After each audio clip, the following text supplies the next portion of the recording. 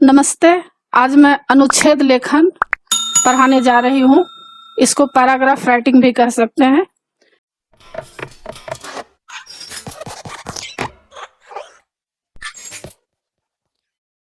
और इससे पहले क्लास 9, क्लास 10 कृतिका, क्षितिज, स्पर्श, संचयन, इसका मैं सारा वीडियो बना चुकी हूँ। फुल एक्सप्लेनेशन, समरी और क्वेश्चन आंसर। इन सबको देखने के लिए आप ऊपर दिए गए आई बटन पर क्लिक करके देख सकते हैं, या नीचे दिए गए डिस्क्रिप्शन बॉक्स में देख सकते हैं, या प्लेलिस्ट में जाकर देख सकते हैं। और आप जो भी चैप्टर पढ़ना चाहते हैं उस चैप्टर का नाम लिखकर उसके आगे मेरे चैनल का नाम लिखिए। देवनागरी स्पेलिंग है DEVZ स्पेस देकर NAGRI, और यूट्यूब पर सर्च कीजिए, आपको वह चैप्टर आसानी से मिल जाएगा। और आप मुझे इंस्टाग्राम, फेसबुक और ट्विटर पर भी फॉलो कर सकते हैं। तो अभी मैं अनुच्छेद लेखन पैराग्राफ राइटिंग पढ़ाने जा रही हूँ। इसको हिंदी में भाव पल्लवन भी कहते हैं। तो भाव पल्लवन या अनुच्छेद लेखन एक कला है, मतलब इसको लिखने की एक कला होनी चाहिए। किसी विषय से संबंधित सभी महत्वपूर्ण बातों को कम शब्दों में लिखने के लिए बड़ी बुद्धि कौशल की आवश्यकता होती है।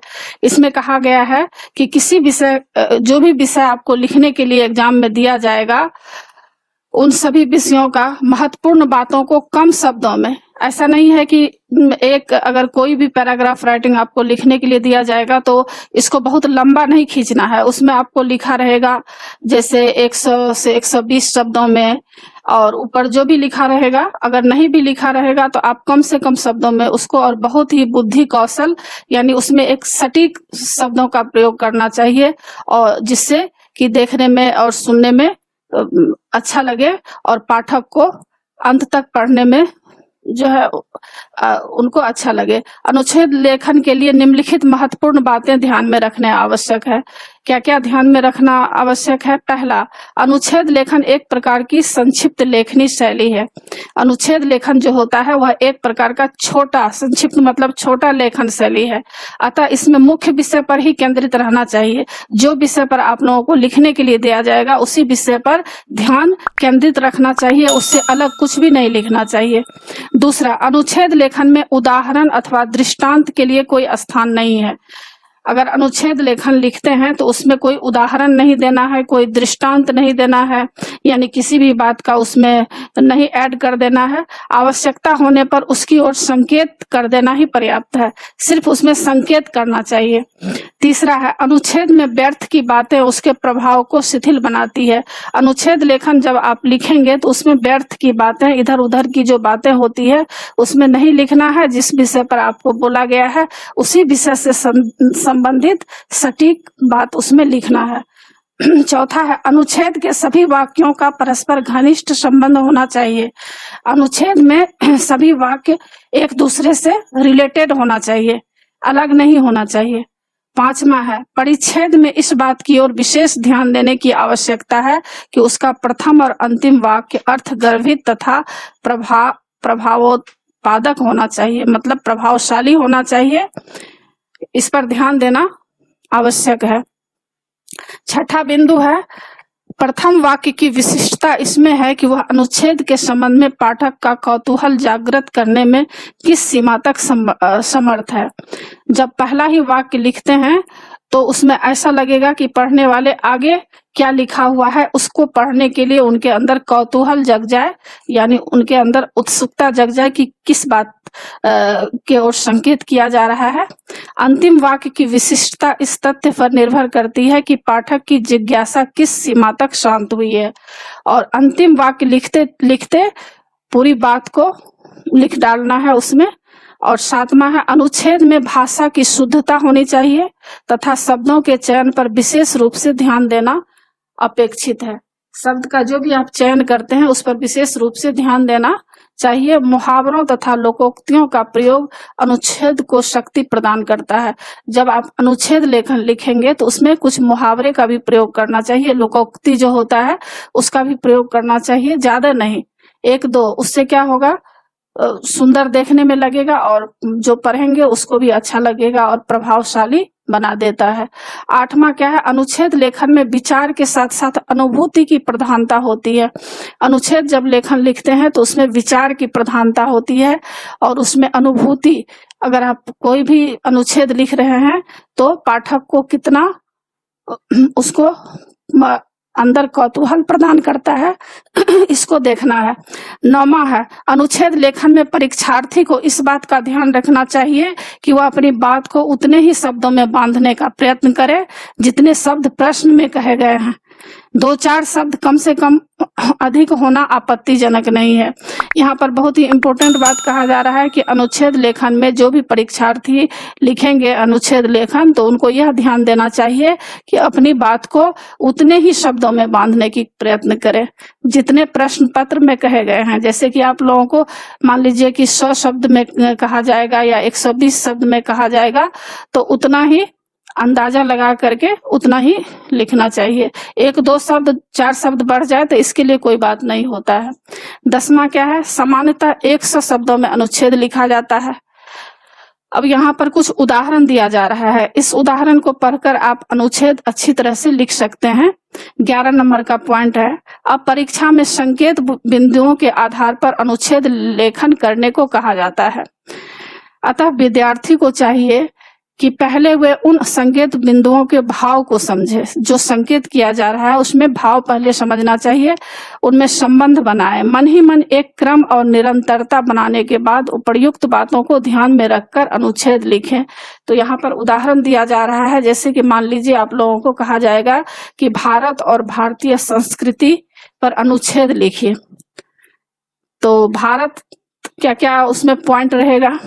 भारत शांति प्रिय देश है, तो पहला पॉइंट यह हुआ। और मुख्य बिंदु पहले दिमाग में यह सेटिंग कर लेना चाहिए कि मुख्य बिंदु हमको क्या क्या देना है, मुख्य बात हमको उसमें क्या क्या देना है। जैसे कि विश्व शांति का उपासक रहा है हमारा देश।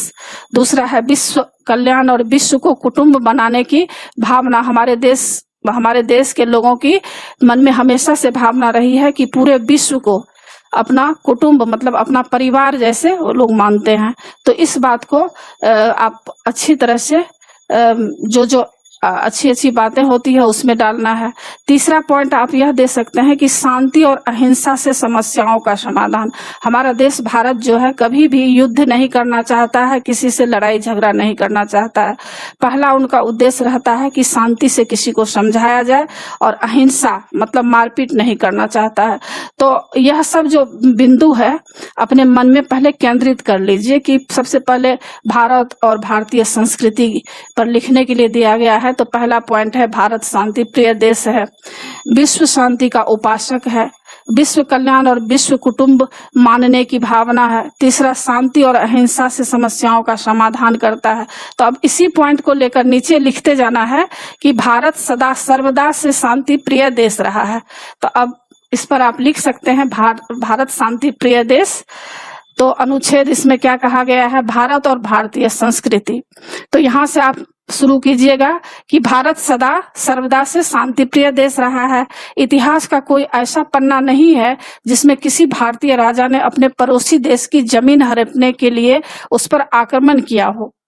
हमने तो आक्रमणकारी राजाओं को भी उसकी करतूतों पर यही कहा, तुमने जीते हैं देश तो क्या, हमने तो दिलों को जीता है। ऐसा नहीं कि भारत में कभी हिंसा रही ही नहीं हो। यहाँ एक राजा दूसरे राज्य को हड़पने के लिए खूब युद्ध करता रहा है। हमारे ऋषि मुनियों और सन्यासियों ने तब भी उसे शांति का मार्ग दिखाया। हमारे जो देश में ऋषि मुनि हुए हैं उन्होंने जब युद्ध हुआ तो उसमें वे लोग यही कहे कि शांति से काम करना है। हमारे सम्राट अशोक ने बौद्ध धर्म को अपनाकर शांति की राह दिखाई। हमारे धर्म का मूल है सर्वे भवन्तु सुखिनः, सभी सुखी हों। इसमें पूरे विश्व के कल्याण की कामना है। हम विश्व को कुटुंब मानते हैं, इसलिए हम अपने सभी पड़ोसी देशों के साथ प्रेम और सद्भाव के साथ रहना चाहते हैं।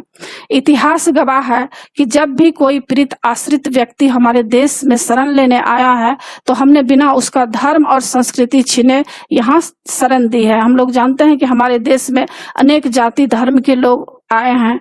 हमारे देश में विदेशी लोग सब भी यहाँ पर बहुत हैं, लेकिन कभी भी किसी के साथ गलत सलूक नहीं किया गया है, सबको यहाँ पर शरण दिया गया है और सबको अधिकार दिया गया है। हजारों सालों से पारसी, हूण, शक, कुषाण आए और यहाँ की धरती में समाकर भारतीय हो गए।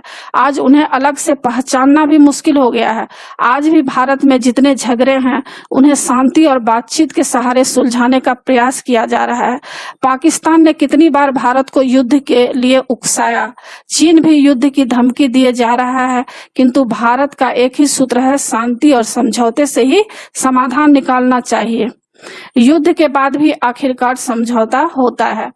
तो यह तो हम लोग जान गए कि भारत और भारतीय संस्कृति पर अनुच्छेद इस तरह से इतने बिंदुओं को देखकर लिख सकते हैं। तो किसी भी टॉपिक पर अगर आप लोगों को आएगा तो इसी तरह लिखना है। जैसे दूसरा उदाहरण मैं समझा रही हूँ आप लोगों को कि मेरे सपनों का भारत, अगर आप लोगों को यह कहा जाएगा कि मेरे सपनों का भारत, इस पर अनुच्छेद लिखिए, तो कैसे लिखेंगे? पहले अपने विचार बिंदु केंद्रित करेंगे कि भारत के बारे में पहले सोचेंगे कि भारत के बारे में मेरी कल्पना क्या है। उन्नत भारत की चाह करेंगे, भ्रष्टाचार मुक्त भारत, सुनियोजित भारत, सुखी समृद्ध भारत, एकता का संचार। तो यह सब केंद्र जितने भी बिंदु है उसको सबको दिमाग में सेटिंग कर लेंगे कि इस बिंदु पर हमको लिखना है। तो मेरे सपनों का भारत, इस पर देखिए कि किस तरह से अनुच्छेद लिखा गया है। मैं भारत को विश्व का शक्तिशाली देश देखना चाहता हूँ। मैं चाहता हूँ कि मेरा देश विज्ञान, तकनीक और परमाणु शक्ति से संपन्न हो। आने वाले समय में भारत कंप्यूटर सॉफ्टवेयर की तरह नए नए उपयोगी आविष्कारों का जन्मदाता बने।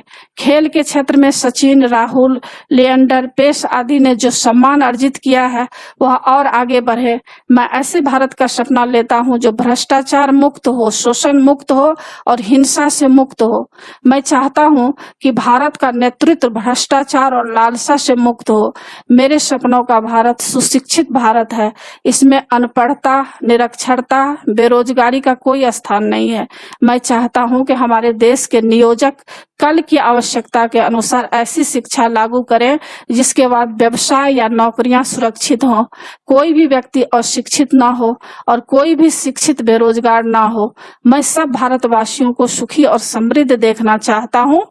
मैं चाहता हूं कि भारत सांप्रदायिक झगड़ों से दूर रहे, सब में आपसी भाईचारा हो, पूरा देश अखंड बने, राष्ट्रीय एकता का संचार हो, भारत एक बार पुनः सोने की चिड़िया और जगत गुरु का सम्मान प्राप्त करे। तो अभी हम लोग जान गए कि मेरे सपनों का भारत, यानी हम अपने भारत के बारे में क्या सपना देखना चाहते हैं कि मेरे भारत के देश के अंदर क्या क्या होना चाहिए। तो इस बात को अच्छी तरह से दिमाग में सेटिंग करके इतनी बात अगर हम लिखेंगे तो क्या होगा, फुल मार्क्स मिलेगा। अब तीसरा देखिए आप, राष्ट्र के प्रति विद्यार्थियों का कर्तव्य। अगर यह आएगा आप लोगों को लिखने के लिए तो फिर इसके लिए भी विचार बिंदु को केंद्रित करना पड़ेगा। जैसे सुरक्षित राष्ट्र की कामना, विद्यार्थी का क्या कर्तव्य होना चाहिए, क्या कर्तव्य निष्ठा होनी चाहिए, तीसरा पॉइंट है, और संकटों में सहायक और राष्ट्र प्रेमी विद्यार्थी। तो राष्ट्र के प्रति विद्यार्थियों का क्या कर्तव्य है?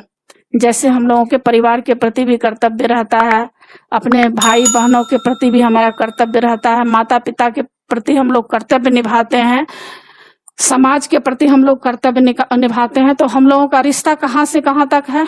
हम लोगों का रिश्ता परिवार से लेकर विश्व तक हम लोगों का रिश्ता है। तो हर रिश्ते में किस तरह का हम लोग कर्तव्य निभाएंगे, तो इसी के बारे में कहा रहा है यहाँ कि राष्ट्र के प्रति विद्यार्थियों का क्या कर्तव्य होना चाहिए। तो यह आप लोगों के जानने योग्य बातें हैं और बहुत ही अच्छी बात है कि इसको अगर समझ लेंगे तो आगे बहुत कुछ समझ में आ जाएगा। तो राष्ट्र के प्रति विद्यार्थियों का कर्तव्य, इस पर अनुच्छेद लेखन इस तरह से आप लिख सकते हैं कि राष्ट्र सभी राष्ट्रवासियों को जन्म, अन्न, धन, धान्य, आवास तथा सुरक्षा प्रदान करता है। राष्ट्र क्या करता है? जितने भी देशवासी हैं, राष्ट्रवासी हैं, उनको जन्म, अन्न, धन्य, धान्य, मतलब उनको अन्न देते हैं, धन्य धान्य देते हैं, घर देते हैं, सुरक्षा देते हैं। तो यह सब कौन देते हैं? हमारे देश हमको दे रहे हैं, सबको दे रहे हैं। इसलिए प्रत्येक राष्ट्रवासी का कर्तव्य बनता है कि वह राष्ट्र हित का ध्यान रखे। राष्ट्र सुरक्षित होगा तो उसके निवासी भी सुरक्षित होंगे।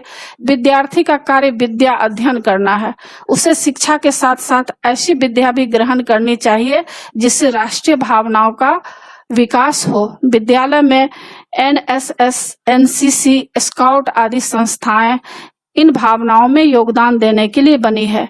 छात्रों को इनमें बढ़ चढ़कर भाग लेना चाहिए। विद्यार्थी को एक कर्तव्यनिष्ठ नागरिक की भांति व्यवहार करना चाहिए। जब देश पर किसी प्रकार का संकट हो तो उसे राष्ट्रवाणी से अपनी वाणी मिला देनी चाहिए। राष्ट्र के सामने अनेक प्रकार के संकट आते हैं, कभी बाढ़, कभी सूखा, कभी युद्ध, कभी महामारी, तो कभी दुर्घटनाएं। विद्यार्थियों को प्रत्येक संकट में कमर कसे तैयार रहना चाहिए। किसी भी देश की क्रांति में नवयुवकों का महत्वपूर्ण योगदान होता है। जो छात्र पढ़ते समय राष्ट्र विकास का स्वप्न अपनी आंखों में भर लेगा, वह जिस भी क्षेत्र में जाएगा वही राष्ट्र हित का कार्य करेगा। तो इस तरह से हम देख लिए कि इसमें बहुत सारा टॉपिक है।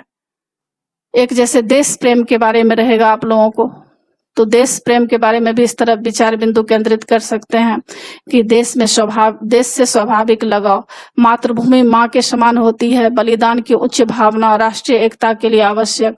तो देश प्रेम की भावना, देश प्रेम पर अनुच्छेद रहेगा तो इस तरह से आप लिख सकते हैं कि देश प्रेम का अर्थ है देश के कण कण से प्रेम होना, उसके पेड़ पौधे, पत्थर, जीव जंतु और सभी मानवों से प्रेम होना। सच्चा देश प्रेमी वही है जो स्वदेश हित के लिए जीता है और आवश्यकता पड़ने पर जान भी दे देता है। जन्मभूमि स्वर्ग से भी महान है। बिना स्वदेश के जीवन धारण करना ही कठिन है, इसलिए देश को माँ की संज्ञा दी गई है। जिस प्रकार हमारे अपनी माँ के प्रति कुछ कर्तव्य होते हैं, वैसे ही अपने देश के प्रति भी कुछ दायित्व होते हैं। देश प्रेम की भावना बड़ी उच्च भावना है।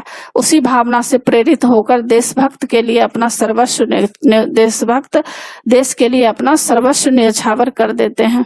स्वतंत्रता संग्राम के समय कितने ही देशभक्तों ने जेल की यातनाएं भोगी, हंसते हंसते लाठियां खाई, दिन का चैन और रात की नींद गमाई और सहर्ष फांसी की तख्तों को चूम लिया।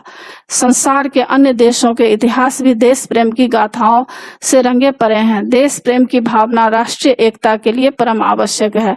आज देश जाति, भाषा, वर्ण, वर्ग, प्रांत, दल आदि के नाम पर बटा हुआ है। ऐसे समय में देशभक्ति की भावना इस सारे देश को एकजुट कर सकती है। तो इस तरह से अनुच्छेद बहुत तरह के टॉपिक पर आ सकता है, जैसे राष्ट्रीय एकता की आवश्यकता, मेरा देश महान। तो इन सब बिंदुओं पर आप लोग लिख सकते हैं।